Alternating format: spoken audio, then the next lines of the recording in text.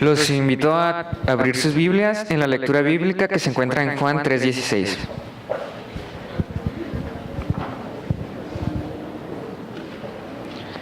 Dice así: porque de tal manera amó Dios al mundo que ha dado su Hijo unigénito para que todo aquel que en Él cree no se pierda, mas tenga vida eterna.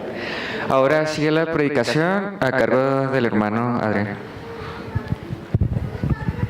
Buenos días, ¿pueden tomar asiento, hermanos?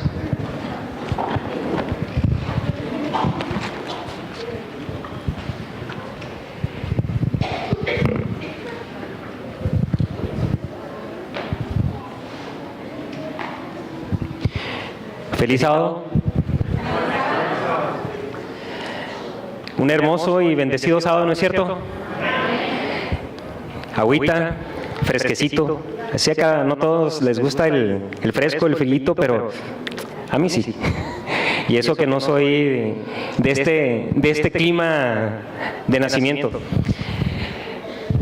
Queridos hermanos, el tema de esta mañana lleva por título La maravillosa gracia que no ¿qué? Que no te abandona. ¿Saben? El nacimiento de Cristo ocurrió contra las leyes naturales. Él desafió también a la muerte o contra la ley de la muerte. No poseía terrenos enormes sembrados de trigo. No poseía una empresa pesquera. Mas, sin embargo, alimentó a más de 5,000 personas. Y ¿saben? Sobró pescado y sobró pan.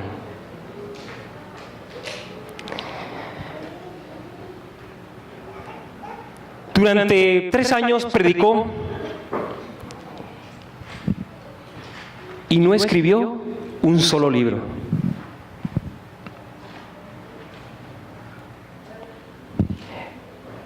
Él caminó no sobre alfombras de terciopelo rojas, mas sin embargo, las aguas del mar de Galilea fueron su suelo.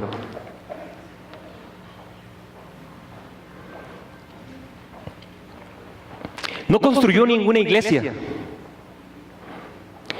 No tuvo ningún apoyo económico. Sin embargo, aún después de 2000 años, Él sigue siendo el personaje central de la historia. Todo lo que se mueve, todo lo que gira, a pesar de las edades que tengamos, Él sigue siendo el personaje central. Él es el único que puede regenerar tu vida, mi vida y a la raza humana.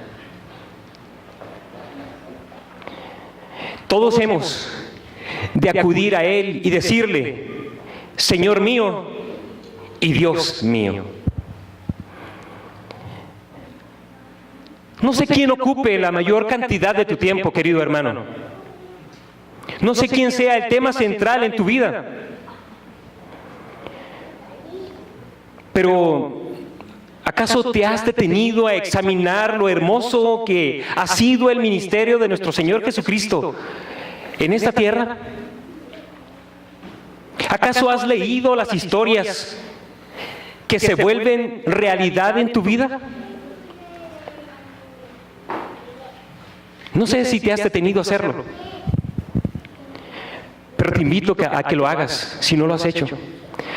A veces en nuestro día a día, en nuestro ir y venir, se nos pasa que hay un creador de todas las cosas al cual debemos agradecerle primero todo lo que nos da.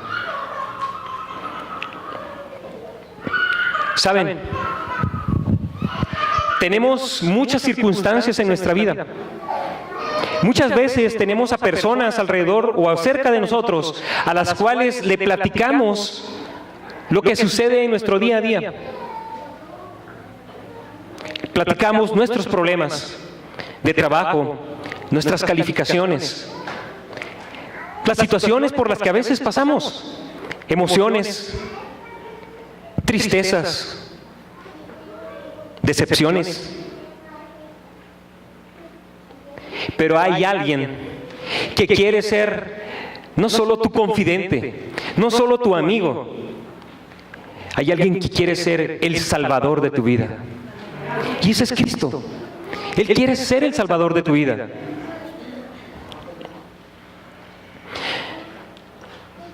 ¿Saben? Jesús es especial. Y no es especial porque hace 2000 años Él vino y nació en un pesebre. Porque un coro de ángeles cantó. Porque unos humildes pastorcillos se movieron de un lugar hacia donde Él estaba. No es solo especial porque alimentó a más de 5000 personas. Porque convirtió el agua en vino. Porque pudo caminar sobre el mar. Porque hizo muchos milagros. ¿Saben que Él es especial? Por su divinidad. Porque Él es el Creador. El Creador, el que sustenta todas las cosas. Y vamos a ir al libro de Juan, capítulo 1, verso 3.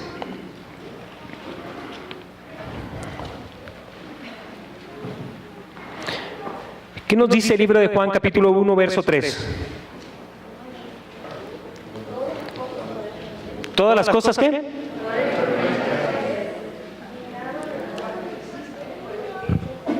Así que Él estaba ¿desde cuándo? Desde antes de la creación de este mundo. ¿Y qué nos dice Colosenses capítulo 1, verso 16? Colosenses capítulo 1, verso 16. Porque en Él fueron creadas todas las cosas, las que hay en los cielos y las que hay en la tierra, visibles e invisibles, sean tronos, sean dominios, sean principados, sean potestades. Todo fue creado por medio de Él y para Él. Amén. Queridos hermanos, Jesús estaba antes de la creación de este mundo y la palabra de Dios es bien clara. Dice, porque por Él fueron ¿qué? Creadas todas las cosas. Él participó en ¿qué? En la creación. Él participó en la creación. Él fue parte de la creación. Así que es bien claro que Jesús tenía una divinidad y tiene una divinidad antes de ¿qué? Antes de la creación. Antes de que existieran las cosas en esta tierra. El segundo punto dice, Él existía antes de venir a esta tierra. Juan 8, ¿qué? 8:38. Vamos a ver qué dice Juan 8:38.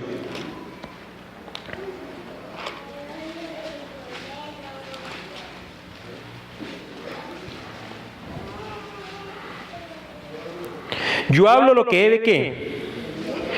Lo que he visto estando junto a quién. Junto al Padre. Y vosotros hacéis lo que qué. Lo que habéis oído junto a qué.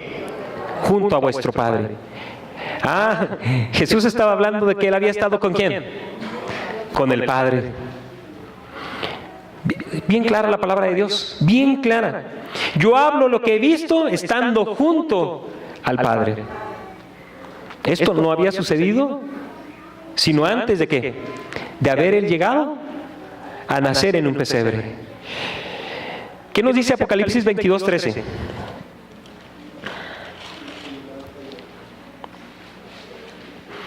Yo soy ¿qué? Yo soy el alfa y el omega, el principio y el fin. Más claro no podemos tenerlo, queridos hermanos. Jesús es el principio y el fin. Estaba antes, estuvo y lo seguirá después de la creación. Él es Dios, Él ejerce su señorío ¿sobre qué? Sobre la tierra también, que es parte de la divinidad de nuestro Señor Jesucristo. Y lo vemos en el libro de Mateo, capítulo 8, verso 27. Vamos al libro de Mateo, por favor.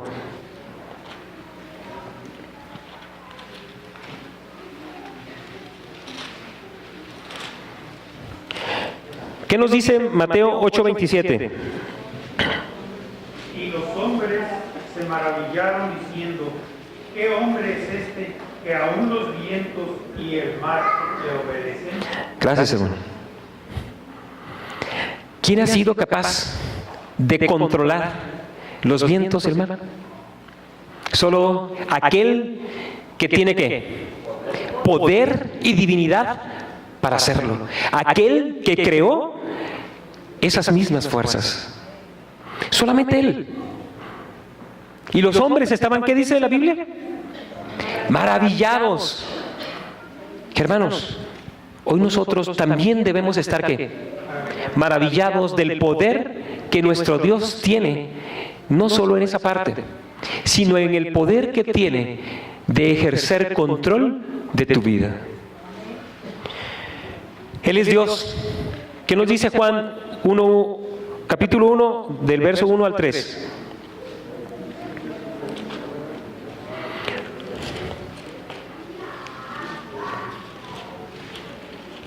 Juan capítulo 1, versos 1 al 3.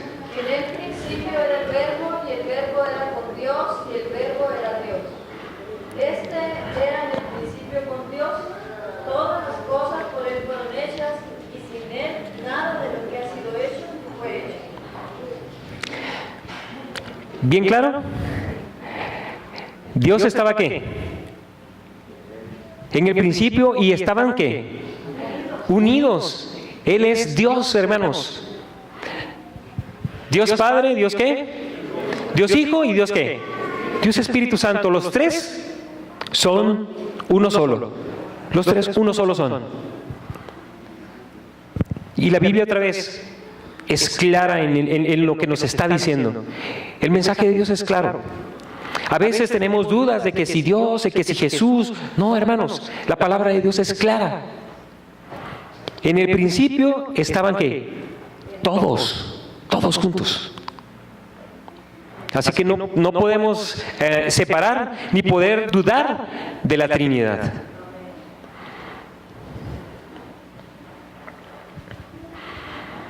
Jesús conoce todo acerca de quién. Jesús conoce todo acerca del Padre y de la belleza que hay en el cielo. Si alguien puede o pudo describirlo cuando estuvo en esta tierra, fue Jesús. Y en cada una de las parábolas y en cada una de las palabras que nuestro Señor Jesucristo expresó estando en esta tierra, mostró la maravilla que hay ¿dónde? Que hay en el cielo. Mostró la maravilla que hay en el cielo. Y cada una de las formas de expresarse hacía ver que nuestro Señor Jesucristo conocía perfectamente ¿a quién? Al Padre, a Dios, perfectamente. Sigue diciendo, Jesús vino a la tierra para hablarnos del amor de ¿quién? Del Padre por nosotros, porque Jesús moraba con ¿quién? Moraba con el Padre. Jesús moraba con el Padre. Y únicamente Él sabe cuánto nos ama ¿quién? Cuánto nos ama el Padre. Solamente Él sabe. Nadie más puede explicar o demostrar el amor del Padre por ti. Alguien puede expresarlo, alguien puede comunicarlo, alguien puede decir lo que el Padre siente por cada uno de nosotros, tal como lo hace Cristo, tal como lo hizo Cristo. Creo que nadie, hermanos, nadie, ni remotamente, ni imaginándolo. Porque Cristo fue la expresión misma del amor del Padre. Cuando Él vino a dar su vida en esta tierra, cuando Él vino a pasar lo que tú y yo debimos haber sufrido, es porque el Padre se había desprendido de su tesoro más precioso. Porque el Padre mismo había dado la oportunidad que a través de Cristo nosotros fuésemos ¿qué? Salvos. Que a través de Él, tú y yo, tuviéramos perdón por el pecado o por cada uno de los pecados que hemos cometido y poder así alcanzar la vida eterna. Nadie más puede expresar tan grande amor, tan profundo amor, como Cristo lo hizo al estar aquí en esta tierra. Algunos podemos decir, o a veces dudamos de lo que nuestro Señor Jesucristo sufrió aquí en esta tierra. Las películas que a veces vemos se quedan cortas con el sufrimiento, dice el Espíritu de Profecía, que fue infringido en el cuerpo de Cristo al pagar tu pecado y mi pecado, al llevar las cargas de tu pecado y mi pecado. Hace algunos años, un director de una escuela en El Cairo, en Egipto, tenía muchos alumnos, y algunos alumnos eran de diferentes nacionalidades, y unos alumnos de ellos eran de Japón. ¿Qué religión predomina en Japón? ¿El qué? Hay varias: el budismo, el shintoísmo, el taoísmo, de las religiones. Pero una de ellas era, una familia de ellas era budista. Así que, pues él, siendo cristiano, siendo adventista, pues imagínense lo complicado que es a veces interactuar con ciertas religiones que están bien, pero bien arraigadas en las personas. En una ocasión a mí en la planta me tocó convivir con un nacionalizado canadiense, pero que era de Irak. Era de Irak, y él a las 4 de la tarde, si no mal recuerdo, así, puntualito, estuviéramos en una junta o no, él agarraba, se inclinaba en la dirección hacia la Meca o la mezquita que él consideraba, y se ponía a hacer su oración. Así. Y estuviéramos o no estuviéramos en junta, él ni preguntaba el reloj y puntual. Así que a veces es difícil, y nosotros lo entendíamos, respetamos su religión. Pero en este caso, el profesor, el director de la escuela que daba la clase, decía: yo tengo que seguir normal, no puede hacer una separación de las religiones. Así que él predicaba, él les hablaba, en la clase de moral, les hablaba de la Biblia, hasta que un día le llegó una carta del padre de estos jóvenes y le pregunta: oiga, pues ¿quién es ese Juan 3:16? ¿Quién es? Y le contesta el profesor, el director, en una carta: Juan 3:16 no es una persona, es un extracto de un libro. Oiga, pues, mándeme ese libro porque quiero saber de ese libro, porque mis hijos nada más hablan de Juan 3:16. Ok. Y le mandó el libro. Para gloria de Dios, tiempo después, ¿qué creen que sucedió? Ellos aceptaron el cristianismo, aceptaron a Cristo en su corazón, cambiaron lo que ellos tenían por algo mucho mejor. Alguien quien realmente pagó el precio por sus vidas.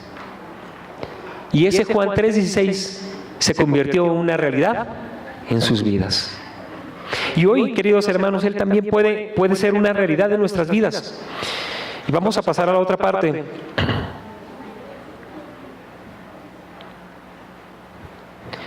Jesús es especial también por su humanidad. En esta parte es algo interesante. Él se hizo ¿qué? Se hizo hombre para poder ¿qué? ¿Para qué? Para poder alcanzar a la humanidad, para poder llegar a cada uno de nosotros. Dios siendo Dios, Jesús siendo Dios, vino a nacer en un pesebre, envuelto en unos humildes pañales. Ahí en un paja, el alimento de los animales, de las vacas. No vino a nacer en una cuna de ricos, pañales de seda. Vino a conocer la parte más ¿qué? Más difícil del ser humano. Vivir entre la pobreza que muchos de nosotros a veces ni imaginamos. Y a veces creemos o nos quejamos cuando algo apenas nos está sucediendo. Él aprendió un oficio para con sus propias manos ganarse el sustento. Él aprendió del amor de Cristo, del amor de Dios, perdón, a través de las Escrituras también. Y a través no solo de las Escrituras, sino del libro que él mismo había creado, que era la ¿qué? La naturaleza.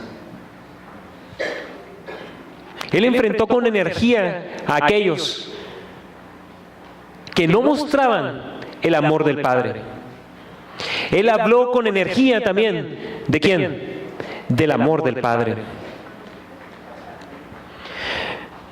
Él se hizo hombre. Juan 1:14, ¿qué nos dice? Y el Verbo se hizo ¿qué? Se hizo carne y habitó entre nosotros llenos de ¿qué? Lleno de gracia y lleno de verdad. Y vimos su gloria. ¿Gloria como qué? Como del unigénito del Padre. La gloria del Padre se manifestó en esta tierra a través de Cristo Jesús. Vino como uno de nosotros. ¿Qué dice Romanos capítulo 8, verso 3?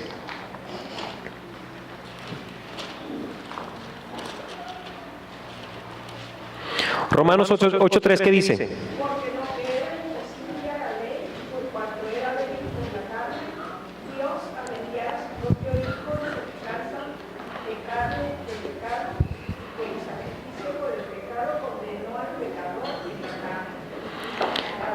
¿Se hizo qué? Carne. Se hizo carne. Vino a través de qué? Del pecado también. De María y de quién? José como padre sustituto, pero de María. Para pasar también todos los sufrimientos, todas las aflicciones, todas las alegrías, todas las tristezas que como seres humanos cada uno de nosotros siente. Eso lo hizo Cristo, lo hizo Jesús. Su nombre, Emmanuel, significa ¿qué? Dios con nosotros. Dios habitó entre nosotros como un ser humano, prácticamente. Pero hoy no solo quiere que esa historia se repita, ahora lo hace con mayor poder. Él quiere que esa historia se repita en tu vida porque Él quiere permanecer contigo. Depende de nosotros, depende de cada uno de nosotros el permitir que Él viva en nuestras vidas. Jesús tuvo un momento para todo. La vida y el ministerio de Jesús fueron acertadamente predichos con mucha anterioridad. Dios a través de los profetas estuvo hablando y especificándoles lo que iba a suceder en el futuro. Y cada una de esas cosas se cumplió, o cada una de las palabras que nuestro Dios les dijo a los profetas se cumplieron al pie de la letra. Jesús nació en el momento preciso. Jesús murió en el momento preciso. Jesús resucitó también en el momento preciso.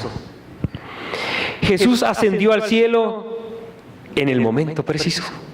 Y saben, Jesús volverá en el momento preciso. Jesús volverá cuando tú y yo estemos listos y preparados para recibirle y podamos ascender junto con Él en gloria. Ah, mis hermanos, qué maravillosa promesa. Es una maravillosa promesa. Jesús va a volver. Jesús va a volver. Amén, hermanos. Jesús va a volver. Y muchos de nosotros estamos durmiéndonos, creyendo que falta mucho tiempo. Pero no. Jesús está más pronto de lo que tú y yo estamos pensando. Muchos de nosotros, tengo yo la certeza, que muchos de nosotros no iremos al descanso, porque Cristo ya está por volver. Hermanos, los acontecimientos finales, los acontecimientos que están sucediendo a nuestro alrededor, económicos, políticos, sociales, naturales, nos están diciendo que Cristo está a la puerta y nosotros no estamos haciendo mucho para prepararnos y para recibirle. Necesitamos que nuestra conciencia, que nuestro corazón, que nuestras mentes y nuestras fuerzas cambien para prepararnos para la pronta venida de nuestro Señor Jesucristo. Necesitamos hacer un cambio profundo en nuestras vidas. ¿Saben?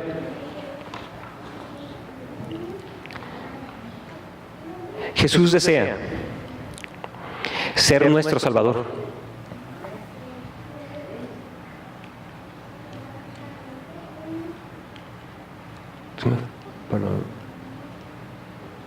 Jesús desea ser nuestro Salvador,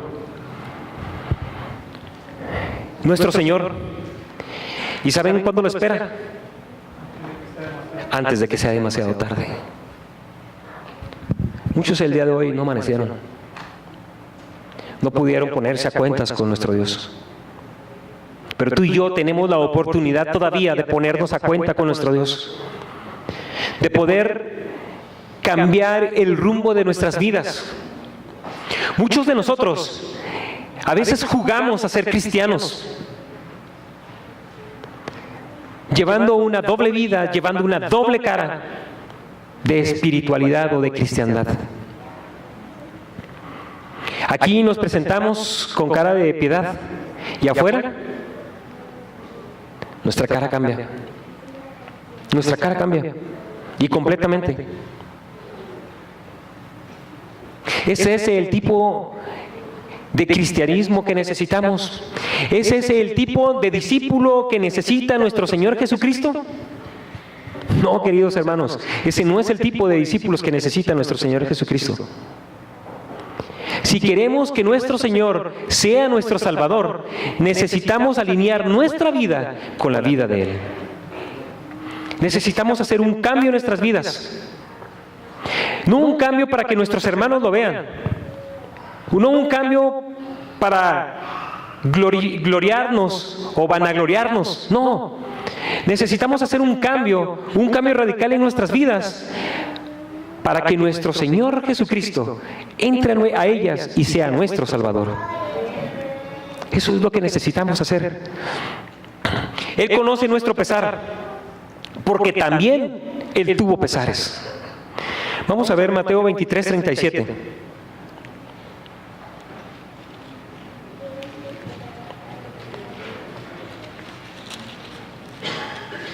¿Qué dice Mateo 23, 37? Jerusalén, Jerusalén, que matas a los profetas y apedreas a los que son enviados a ti.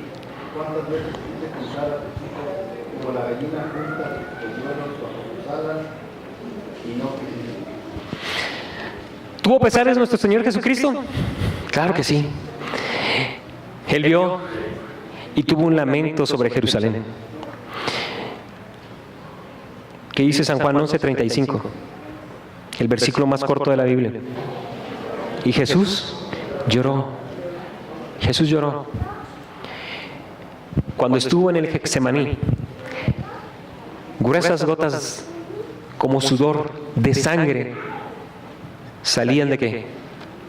Del rostro de nuestro Señor. ¿Por qué? Porque estaba angustiado, porque Él sufría. Estaba sufriendo con el peso que llevaba de este mundo, de los pecados de este mundo. Y los pecados que Él llevaba, aunque tú y yo no habíamos nacido, ya estaban contemplados en ese peso que Él estaba cargando.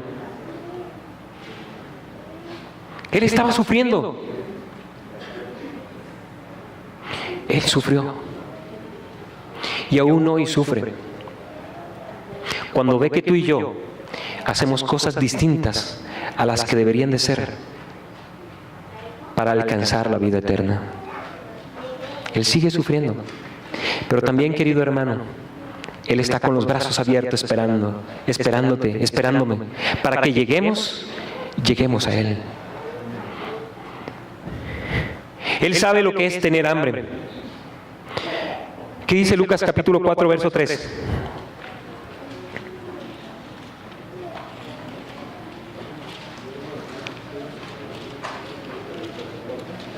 Lucas capítulo 4, verso 3. Entonces el diablo le dijo, si eres el Hijo de Dios, y esta piedra que se convertirá en pan. Él fue tentado, como cada uno de nosotros es tentado. Él sabía lo que era tener hambre. Tenía 40 días que no había probado alimento. Pero alimento material. Porque él se había llenado del alimento espiritual.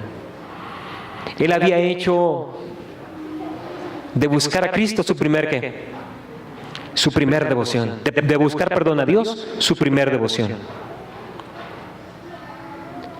La parte secundaria, que fue el alimento material, iba a llegar. De hecho, llegó a través de los ángeles.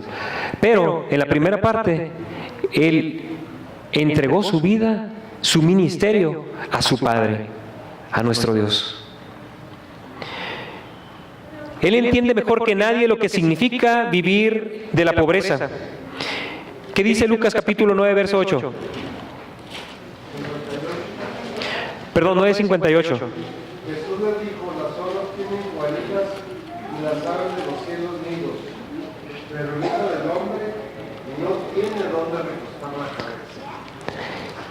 Era el Hijo de Dios y no tenía ni siquiera dónde recostar su cabeza. Era el Rey de Reyes y no tenía un palacio.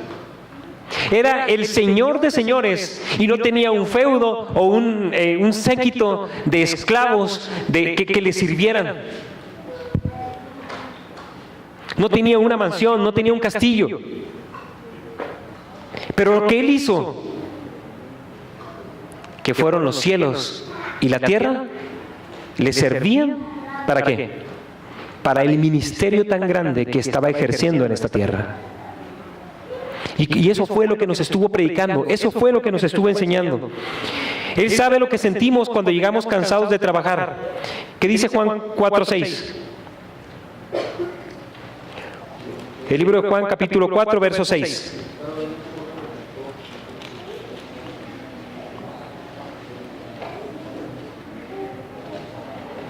Y estaba allí el pozo ¿de qué? De Jacob. Y entonces Jesús, cansado del viaje, se sentó junto a ¿dónde? Junto al pozo, y era como la hora sexta. ¿Se cansaba nuestro Señor Jesucristo? Sí. Porque estaba ¿en qué? En humanidad. Se cansaba. Más sin embargo, Él hacía de su comunión con Dios su primer trabajo. Estaba cansado, estaba ahí. Pero ¿qué estaba haciendo? ¿Qué estaba esperando? Él veía una cosecha, ¿no es cierto? Una cosecha inmensa a través de la mujer samaritana. Ay, la mujer samaritana, podemos hablar o predicar acerca de ella y pueden salir muchos sermones. Pero fue alcanzada por el Maestro de Maestros, porque ella permitió que el agua de vida entrara en su vida.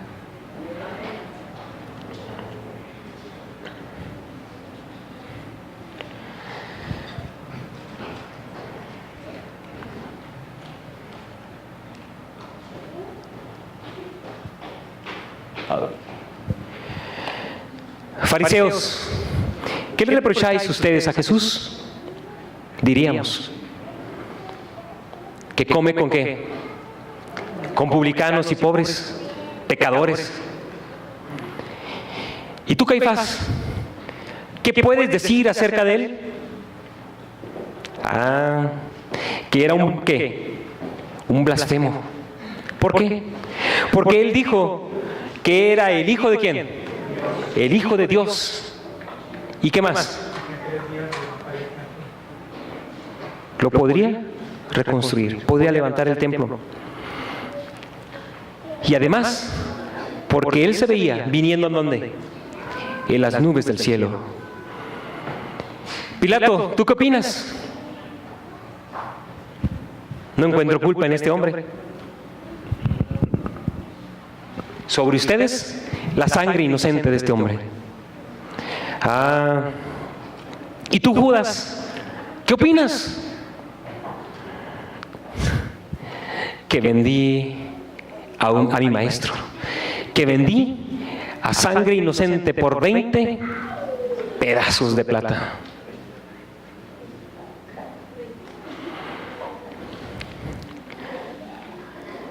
¿Y ustedes, demonios, qué piensan? Que Él es el Hijo de Dios. Y ángeles del cielo, ¿qué piensan ustedes acerca de Jesús? Un Salvador ha nacido, que es Cristo Jesús. Y tú, querido hermano, tú, querida hermana, ¿qué dices de Cristo? ¿Qué dices? ¿Qué piensas?